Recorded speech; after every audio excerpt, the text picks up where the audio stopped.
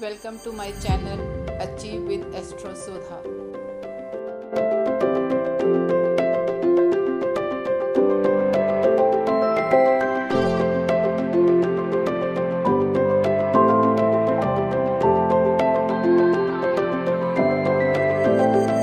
आप सबको एस्ट्रोलॉजर सुधा वधा बेदी की प्रेम भरी नमस्ते. After the successful landing of Chandrayaan 3 Vikram lander, now India is ready to launch its Aditya L1.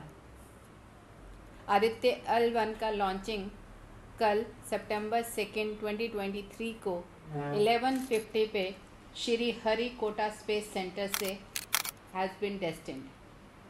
तो अब हम कल का 2 सितंबर का 11:50 श्री हरिकोटा स्पेस सेंटर पे जो एक चार्ट बनेगा उसके बारे में स्टडी करेंगे और ये देखेंगे कि उसके अंदर क्या रिजल्ट्स आ रहे हैं इस लॉन्चिंग के, इस मिशन के.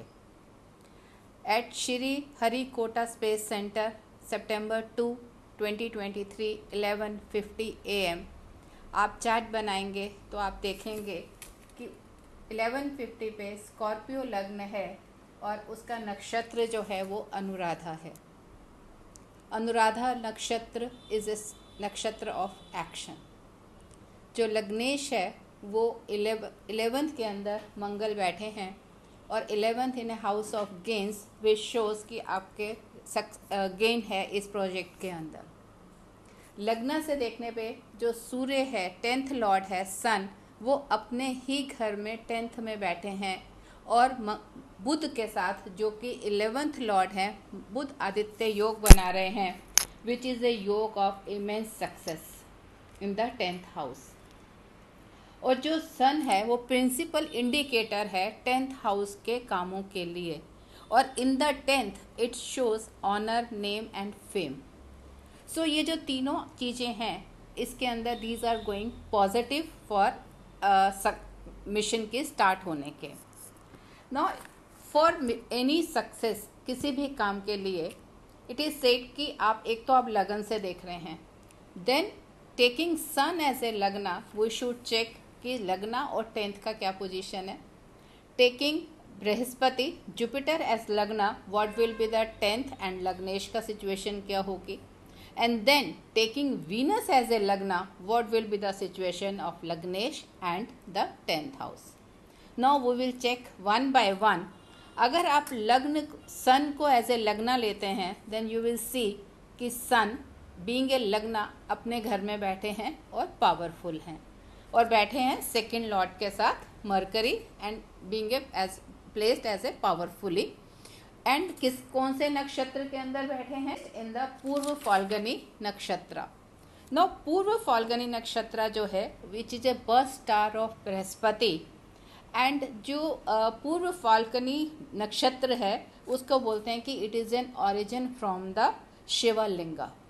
तो इस नक्षत्र जो है ये नक्षत्र ऑफ क्रिएशन एंड डेवलपमेंट.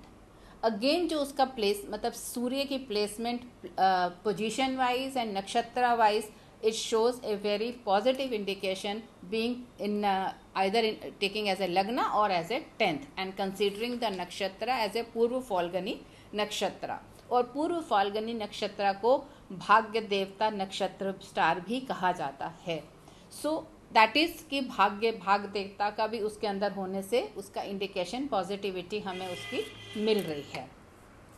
इस केस के अंदर जब आप सन को लग्न मानेंगे तो 10th लॉर्ड जो होगा वो वीनस होगा. वीनस अपने से जब आपका लियो लग्न हम लेके चलेंगे सन का, उस केस में वीनस की जो 10th लॉर्ड की प्लेसमेंट है वो 12th हाउस में आ रही है. वीनस बिना किसी एफ्लिक्शन के है, बिल्कुल सेफ बैठे हैं and 12th is an house of distant land. तो वो एक कनेक्टिविटी शो कर रही है क्योंकि it is a mission for the sun. So it is a mission for a distant land. तो उसका एक कनेक्शन भी इसके अंदर आ रहा है और वीनस के ऊपर, शुक्र के ऊपर किसी भी तरह का कोई एफ्लिक्शन नहीं है which is again A positive point. अब हम उसका नेक्स्ट एक और स्टेप लेते हैं. अगर आप जुपिटर को एज ए लगन मानते हैं, Now, considering Jupiter as a Lagan, then 10th Lord is Saturn. Which is placed in the again in the 11th, अपनी मूल त्रिकोण राशि के अंदर बैठे हुए हैं। और अगेन अपनी राशि मूल त्रिकोण 11th is a powerful this thing. और 4th जो हैं यहाँ से जुपिटर से, वो हैं आपके मून है, वीनस वहाँ पे बैठे हुए हैं। वीनस जो अपने आप में पावरफुल है, 4th हाउस में बैठा है। बट इस केस के अंदर जो लगन के अंदर जुपिटर एंड राहु है, जुपिटर का राहु से एफ्लिक्शन एक काइंड ऑफ इल्यूशन या कन्फ्यूजन देता है, which is one of the negative points. जो मतलब द अदर थिंग्स अभी तक हमने जितनी बातचीत करी उसके अंदर ऑल पॉजिटिव इशू आ रहे हैं, but this is one of the negative, जहाँ पे लगन के अंदर अगर हम जुपिटर को एज ए लग्नेश लेके चल रहे हैं, देन द लग्ना is not that powerful. And जो लग्नेश हैं वो अब इसमें 6th के अंदर जा रहे हैं। और जब लग्नेश आपका 6th में जाता है, दैट शोज़ कि आप वो काइंड ऑफ सक्सेस या अपने सारे एनिमीज़ को it will kill. And being a Mangal आपका लग्नेश बनेगा, क्योंकि जुपिटर एक एरीज के अंदर है, तो उसका जो लग्नेश लॉर्ड बनेगा वो मंगल। वो जुपिटर से लगना पे लेने पे मंगल जो है 6th हाउस में बैठे हैं, तो मंगल की स्थिति जो 6th हाउस के अंदर है, दैट शोज़ कि आपका जो एनिमीज़ हैं या जो भी मुश्किलें आएंगी उसको बिल्कुल ख़त्म कर देंगे एंड सक्सेसफुली आगे बढ़ते जाएंगे। Now we are taking Venus as a लग्ना।